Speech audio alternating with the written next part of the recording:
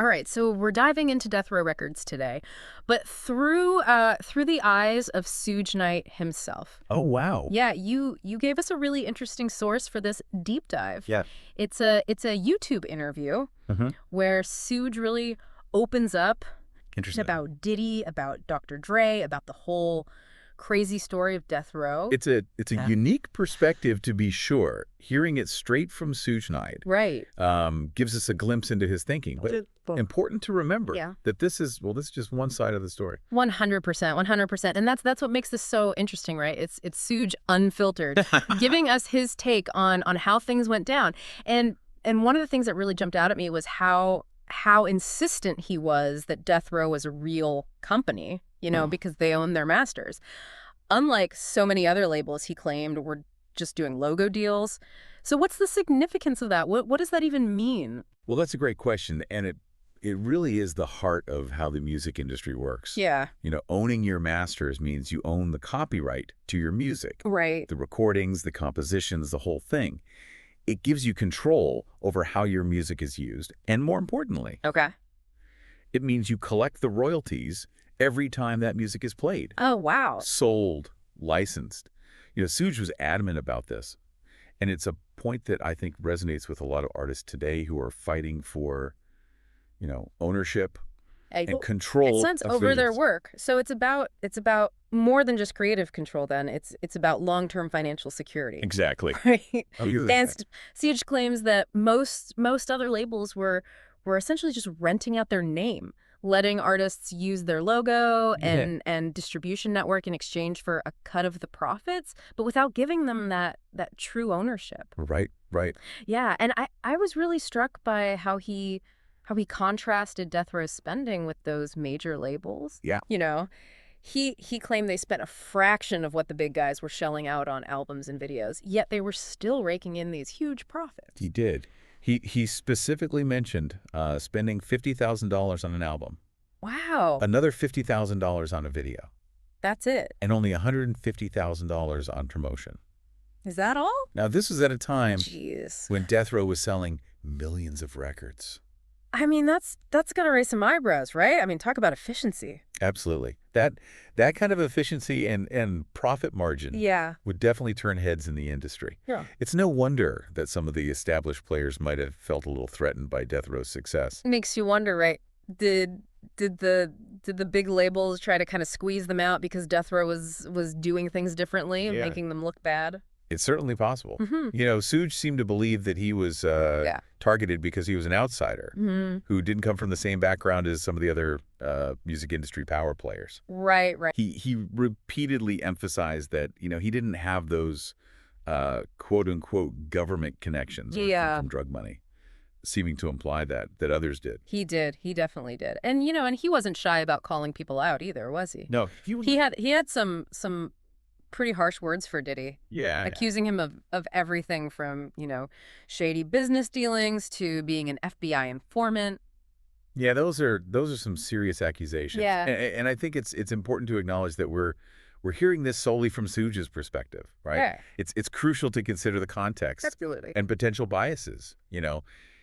Was this Suge's perception of an industry that he felt ostracized from? Yeah. Or was there something more to these claims? It's hard to say without, further evidence. Yeah, he definitely seemed to have a bone to pick with Diddy. And this whole idea of a secret society operating behind the scenes is pretty intriguing. Was that just Suge's way of, explaining why he felt like an outsider? Or could there be some truth to this idea of a powerful network kind of controlling the industry? Well, that's a question that's been debated for years, right? Right. Is there a group of individuals who wield an outsized influence over the music landscape? Yeah. Dictating who succeeds and who fails? Suge seemed to believe it. He did. He even went so far as to suggest that this alleged network had a hand in shaping Michael Jackson's career. Wow. And personal life. That's a bold claim. It is. And it really raises questions about, how much power and control these individuals might have. Yeah. If such a network exists, what are its motivations? It's a chilling thought, isn't it? It is. And it's definitely something to keep in mind as we continue to unpack Suge's story and his take on the music industry. Yeah. Speaking of unpacking, let's rewind a bit and talk about Suge's account of Dr. Dre's departure from NWA and Yeah. his interactions with Eazy. Yeah, this is where we get into some key moments in hip hop history. Yeah. You know, it's fascinating to hear Suge's perspective on these events, Right. especially since it kind of contradicts some of the commonly held beliefs about this era. For sure. He paints a pretty vivid picture It does. of what happened, including his initial intentions toward Eazy. Yeah. You know, he admitted that at first he wanted to harm him. That's a pretty shocking revelation. It is. Yeah. But then there's this incredible twist Right. where Suge decides to spare Eazy Mm. because of Dr. Dre's upcoming album, The Chronic. Wow. He saw the potential in that album Right. and realized that harming Eazy would jeopardize its success. Yeah. Yeah. I mean, that's fascinating, right? It suggests that even amidst all the tension and conflict, Mm. he had a keen business sense. Yeah. And was willing to kind of put aside personal grudges for the sake of a larger goal. I mean, he was a shrewd businessman. That's Well, for he sure. was. Yeah. But this story also raises questions about the complex relationships and power dynamics within NWA. Yeah. It shows how personal loyalties and creative ambitions and business interests were all kind of intertwined Yeah. in a way that could lead to both, incredible success, but also these bitter rivalries. It's a reminder that the music industry is often a high stakes game, right? And the lines between friendship and business and betrayal can get really blurred. Absolutely. Well, that's all the time we have for part 1 of this deep dive. Oh, wow. We've covered a lot of ground already, but there's so much more to explore. Yeah. Um, Looking forward to it. Yeah. Stay tuned for part 2, where we delve deeper into the rise and fall of Death Row Records, the East Coast West Coast rivalry, and Suge's controversial legacy. Can't wait. All right, we'll be right back. See you then. Welcome back. All right, so we're picking up where we left off, Yeah. talking about Suge Knight's account of Dr. Dre leaving NWA and all those complex relationships there. Absolutely. It feels like we've just scratched the surface here. Like there's so much more to this story. Yeah. You mentioned in your request that you're particularly interested in the business side of things. You know, how Suge's approach to the music industry was so different Yeah. from the established norms. So let's dig into that a little bit. I mean, he definitely took a different path. He did. You know, remember how he emphasized owning those masters, Yes. running a lean operation. That really contrasted with what a lot of the major labels were doing at the time, right? They were all about big budgets. Yeah. They were spending big money. Yeah. And Suge was really running things differently. It's almost like he was running a scrappy startup Right. right in the middle of these giant corporations. Exactly. Yeah. Uh-huh. He had that entrepreneurial spirit. Yeah. You know, he was willing to take risks. Yeah. And he wasn't afraid to challenge the status quo. So do you think that approach, that kind of scrappy approach, did that actually contribute to Death Row's success? Well, I definitely think it played a role. You know, his focus on efficiency, controlling the rights to the music, Right. allowed him to really maximize those profits and build a powerful brand. Yeah. It also gave him a level of independence Right. that a lot of other labels just didn't have. He really seemed to relish that independence. He did. You know, almost like he was a rebel fighting against the establishment. Yeah, there was definitely that element to it. You know, that kind of that us against the world mentality Mm-hmm. that really fueled Death Row's early success. He kept mentioning how he built Death Row from the ground up, you know, without relying on drug money or those alleged government connections that he claimed other labels had. It's almost like he saw himself as this outsider, this underdog. He did. He always had that chip on his shoulder. Right. You know, like he was constantly having to prove himself Yeah. to the world. He even talked about Death Row being like a peace tree. You know, bringing together artists Yeah, that's an interesting metaphor. from different backgrounds, different neighborhoods. It speaks to his vision, you know.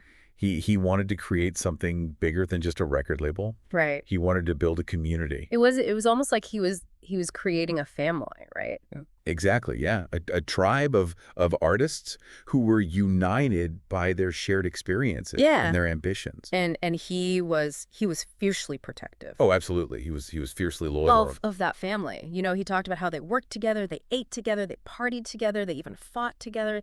There was this real intense There was a real bond there. camaraderie and loyalty. Yeah. And that kind of dynamic, it can be incredibly powerful, Yeah. both for good and for bad. Yeah. It can foster creativity, innovation, Sure. but it can also lead to that kind of that us versus them mentality Right. Yeah. that can escalate those conflicts. And we know that death row was no stranger to conflict. Definitely not. They- Especially during the height of that East Coast West Coast rivalry. Right. Right. Which he seemed to really take a lot of pride in, building that West Coast sound. He did. He saw death row as this unifying force in a region that was often very divided. And that rivalry, fueled by media hype, personal beefs, Yeah. sadly escalated into tragedy with the murders of Tupac Shakur and Biggie Smalls. Right. These events just cast a dark shadow over the entire hip hop community. Yeah, and they continue to be shrouded in mystery and conspiracy theories. Absolutely. Suge, of course, denied any involvement in those tragedies and maintained his innocence. He did. He even shared that he suffered greatly from Tupac's death, both personally and financially. It's a reminder that behind all the music and the fame and the controversy, there were real human lives that were impacted by these events. Absolutely. And it's important to acknowledge that, the human cost of these rivalries and the violence that all too often plagues the music industry. Well, 100%. But let's get back to the business side of things for a moment here. We talked earlier about Suge's emphasis on owning the masters. Yeah.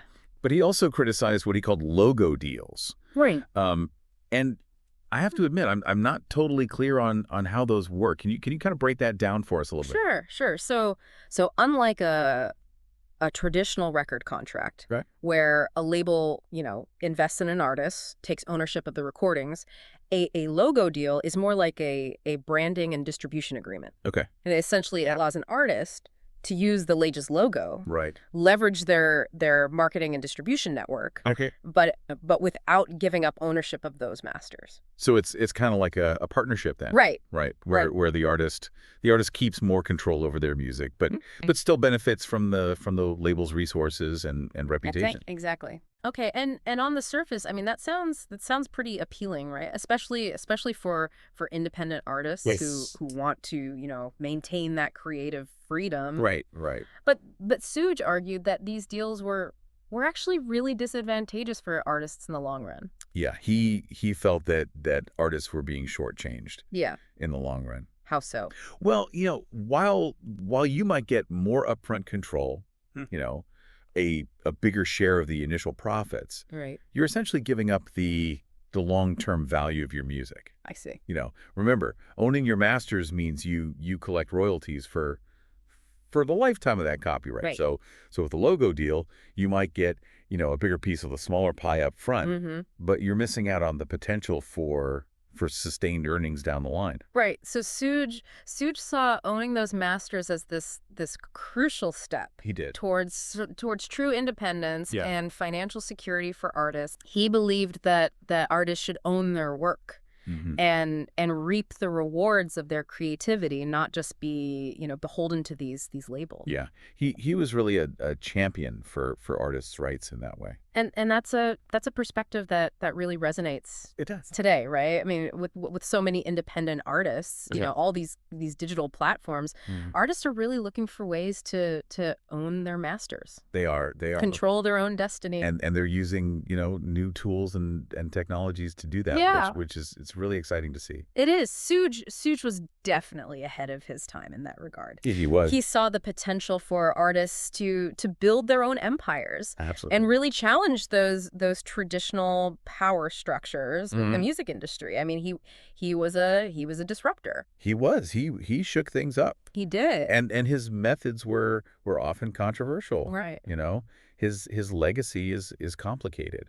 Yeah. Multifaceted. He was a successful businessman. Iman. A visionary leader. Yeah. A fiercely loyal friend, but he was also accused of violence and intimidation and shady dealings. Right.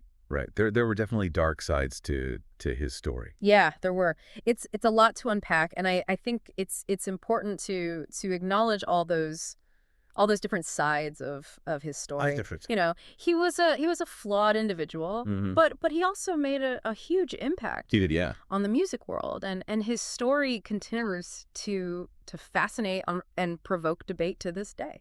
Absolutely. It's a story that's still being written in a lot of ways. Yeah. And speaking of, all the challenges and controversies, Suge really didn't shy away from discussing the darker side No, of the music industry either, including this alleged existence of a secret society, Right. pulling the strings behind the scenes. We touched on this a little bit earlier. We did. But it's such a provocative claim. It is, yeah. I mean, do you think there's any truth to this idea that there's this powerful network controlling the industry? Well, it's a question that's been debated for years. Yeah. And there's no easy answer, While there's no concrete evidence to prove the existence of a formal secret society, right. it's undeniable that power dynamics and behind the scenes influence play a huge role in the music industry. He seemed convinced. He did. That certain individuals had this outsized influence over everything, from artist careers to who got protected, who got targeted. He pointed to figures like Diddy, Clive Davis, Lucian Grange, yeah. Suggesting that their connections and their power kind of shielded them from scrutiny. Right. While others like himself were singled out and attacked. He even went so far as to suggest that this alleged network had a hand in shaping Michael Jackson's career and personal life, Wow. hinting at this really dark underbelly. Yeah. It's a disturbing thought, isn't it? It is, yeah. And it really raises questions about the ethical implications of that kind of power. Yeah. And how it might be used to exploit or manipulate artists. And those are questions that are still relevant today, right? They are. I mean, we see similar allegations surfacing in different forms, whether it's about exploitation of artists or manipulation of streaming numbers or the influence of social media algorithms. Right. It seems like there's always some new form of power dynamic that's emerging in the music industry. It's a reminder that the music industry, for all its glamour and creativity, it's still a business. It is. It is. At the end of the day, it's a business. And power dynamics play a huge role in shaping who succeeds and who fails. They do. And unfortunately that power can be used for both good and bad. Right. And I think Suge's story, even with all its contradictions and controversies, offers us a glimpse behind the curtain. It does. He wasn't afraid to challenge the status quo. No. And whether you agree with his methods or not, he made a significant impact. He did. On the music landscape. He definitely left his mark. He did. So before we wrap up part 2 here, I'm curious to get your take on something we've talked a lot about Suge's business practices, and the controversies, his impact on the music world. But what about his personal life? Right. He mentioned his family a few times in the interview. He did. And it seems like they really played a significant role in his life. They did. It's easy to forget that behind the public persona, there's a human being there. Right. With real relationships and personal life. He talked about the importance of family loyalty. He did. And how his own upbringing kind of influenced his values. Yeah. He had a strong sense of family Yeah. and where he came from. Yeah, he did. He also spoke about the pain of losing loved ones, He did. both to violence Yeah. and to the legal system. Mm. Remember his account of how being in prison really took a toll on his relationship with his children. I do. It's just a reminder that behind all the headlines Yeah. and the sensationalized stories, Mm-hmm. there's a human being there There is, yeah. grappling with the same joys and sorrows I as see. anyone else. It humanizes him It does. in a way that's often missing, I think, Yeah. from the public narrative. It does. It really does. And it just adds another layer Yes. of complexity Yeah. to his already very, very complicated story. Absolutely. Well, we've covered a lot of ground in this deep dive into Suge Knight's world, Yeah. but I feel like we could keep talking about this for hours. There's certainly a lot more to unpack here. Yeah, there is. His story's a window into a really pivotal era in hip-hop history. Right. And his perspective on the music industry just continues to raise all these important questions. Yeah. About power, Mm. creativity, Yeah. the pursuit of success. Yeah. Before we wrap up part 2, though, Okay. I'm curious, what stood out to you Mm. most about Suge's story? It's hard to pick just one thing. Yeah. Suge's perspective on the music industry is so unique. Yeah. He was both a product of that system Right. Yeah. and someone who challenged it at every turn. Mm.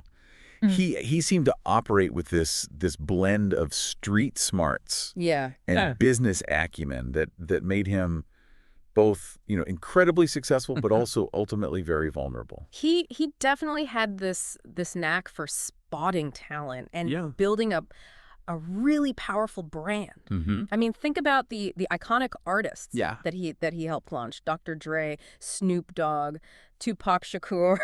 Yeah. I mean, these are names that are synonymous with an entire era of hip hop. They are. And he did it his way, Yeah. on his own terms. He did. He had his own vision. Remember how he talked about that lean operation that he ran at Death Row? He took so much pride in being efficient and not falling into the trap Right. of all that lavish spending Yeah. that he saw at other labels. He actually boasted He did this. about how little he spent on albums and videos Right. compared to the major labels. Yeah. Yeah.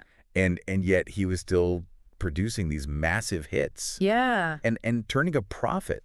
It really challenges the notion that you need to, spend a ton of money Right. to achieve success in the music industry. It really does. Yeah. It shows that sometimes the most impactful work Yeah. comes from a place of resourcefulness Right. and creative ingenuity. Yeah. Not just deep pockets. Right. He always had that outsider perspective, like he was constantly proving himself. Yeah, like he had something to prove. Against the established players. And maybe that's what fueled his drive and his ambition. Yeah. He was always trying to flip the script. Right. Whether it was through his business practices or Yeah. his bold pronouncements. He wasn't afraid to make a statement. No, he wasn't. And let's not forget his unwavering emphasis on owning masters. Yes, that was a core principle for him. Right. He saw that as the key Yeah. to true ownership and control Absolutely. in an industry that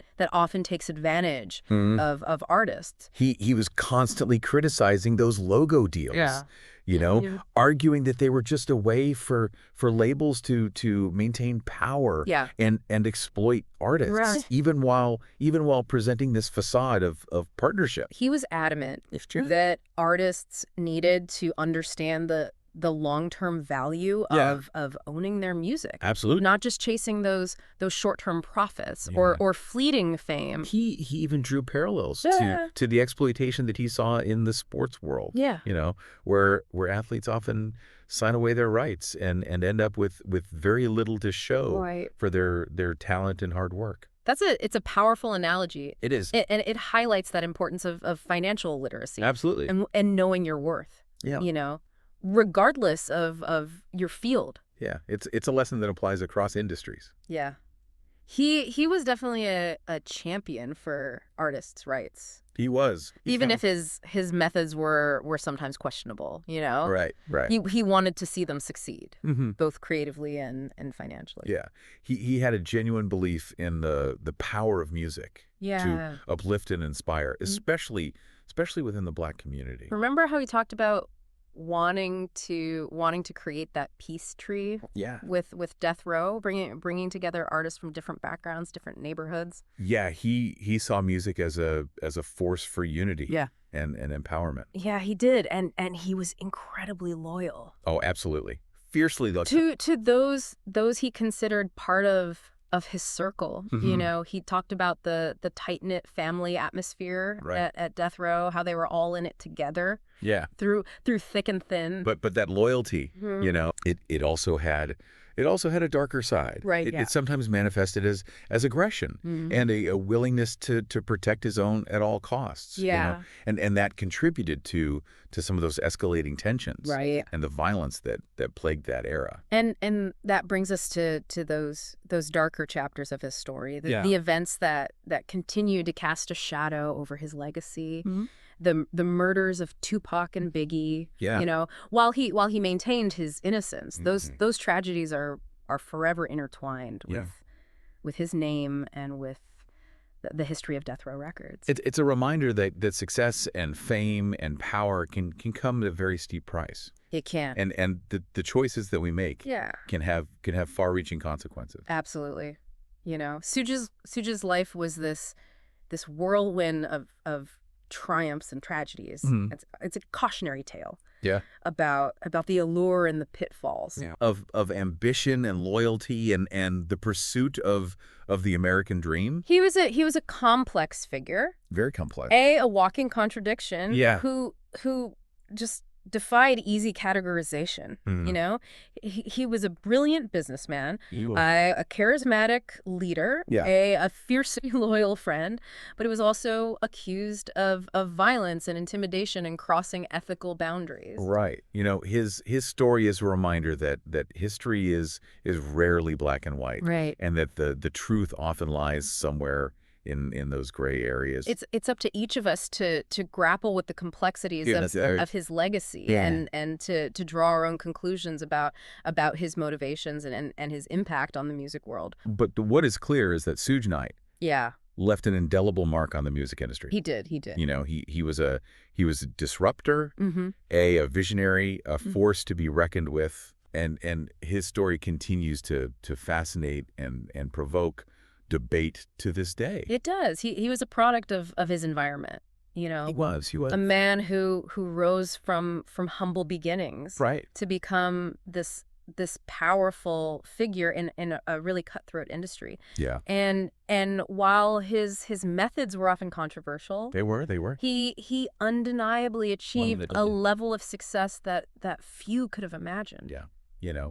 His story is a reminder that the music industry is a complex ecosystem. Yeah, it is. Where creativity and commerce and power dynamics are constantly colliding. Absolutely. Yep. And it's a story that continues to resonate, Yeah, it does. offering these valuable lessons about the pursuit of success, the importance of ownership and control, and the enduring power of music Yeah. to shape our culture Yeah. and our lives. Absolutely. Yeah. So as we wrap up part 2 of this deep dive, I just want to say, as you continue to explore the world of music, Yeah. keep Suge's story in mind. Ask questions. Right. Challenge those assumptions. Yeah. Remember that behind the glitz and the glamour, Mhm. there are real people Right. with real stories, That- all striving to make their mark on the world. We'll be back in just a minute with part 3 to wrap up our exploration of Suge Knight's world. Looking forward to it. Welcome back to our deep dive into Suge Knight's world. It's been a wild ride so far. Lots of twists and turns. What are your final thoughts? What really stayed with you after hearing Suge's perspective? It's tough to sum it all up in a few words, but I think what strikes me the most is Suge's unwavering belief in himself. Mm. He was never afraid to bet on himself. even when everyone else seemed to be doubting him. He definitely projected this image of ultimate confidence, right? Like he was always in control. Yeah, and that confidence, I think it really stemmed from his belief in his own vision. He saw things that other people didn't. He understood the power of hip hop, of West Coast culture in a way that few others did at the time. He was definitely a visionary, and he wasn't afraid to break the mold, to do things differently. Exactly. He challenged the status quo. He disrupted the industry, Yeah. and he did it all while staying true to his roots. He never forgot where he came from. And that authenticity, I think that's what resonated with so many people. He was the real deal. He wasn't putting on an act. He was Suge Knight through and through. And that rawness, that unfiltered honesty, it's what makes his story so compelling. Even when he was talking about the darker aspects of his life, the controversies, the violence, there was a certain level of honesty there that's hard to ignore. He never shied away from the tough questions. He didn't try to sugarcoat things. He was upfront about his mistakes, about his regrets. And that's what makes him such a fascinating character, right? He was flawed, he was complicated, but he's also incredibly human. He's larger than life in so many ways. But at the end of the day, he was still a man trying to make sense of a complicated world. And trying to leave his mark on that world. And I think it's safe to say that he did just that. He definitely left his mark. There's no doubt about that. Death Row Records, it changed the face of hip hop. It helped to define an entire era, and Suge Knight was at the center of it all. He was a driving force, the Yeah. the mastermind behind so many iconic albums, so many legendary artists. And his influence is still felt today. Right. The music that he helped create continues to inspire and influence new generations of artists. His business savvy, his understanding of ownership and control, it's more relevant than ever in today's music industry. Absolutely. Artists today are fighting for those same rights, They're Mhm. they're demanding more control over their music, over their careers. And that's a legacy that Suge Knight helped to build. He was a pioneer. He showed that it was possible for artists to take ownership, to build their own empires. And he did it all while coming from a place that was often marginalized, often overlooked. He came from the streets and he built something incredible. He achieved a level of success that few could have imagined. And he did it his way, on his own terms. He didn't compromise his vision. He didn't back down from a challenge. It was a force to be reckoned with. He was. And his story is a reminder that anything is possible. That even when the odds are stacked against you, you can still achieve your dreams. But it's also a cautionary tale, a reminder that success can come at a price, that the choices we make have consequences. Yeah, he made some questionable choices along the way. He definitely had his demons. But that's part of what makes his story so human. Yeah. Right? He was a complex figure full of contradictions. And ultimately, it's up to each of us to decide how we want to remember him, to weigh the good against the bad, and to draw our own conclusions. But one thing's for sure, Suge Knight's story is one that will continue to be told, debated, and analyzed for years to come. His impact on hip-hop, on the music industry, it's undeniable. He was a game changer, a true iconoclast, and his legacy will continue to shape the music world for generations to come. Well, that about wraps up our deep dive into the world of Suge Knight. It's been a fascinating journey, hopefully one that's left you with more questions than answers. As all good deep dives should. Thanks for joining us on this exploration of hip-hop history. We'll see you next time for another deep dive into the stories that shape our world.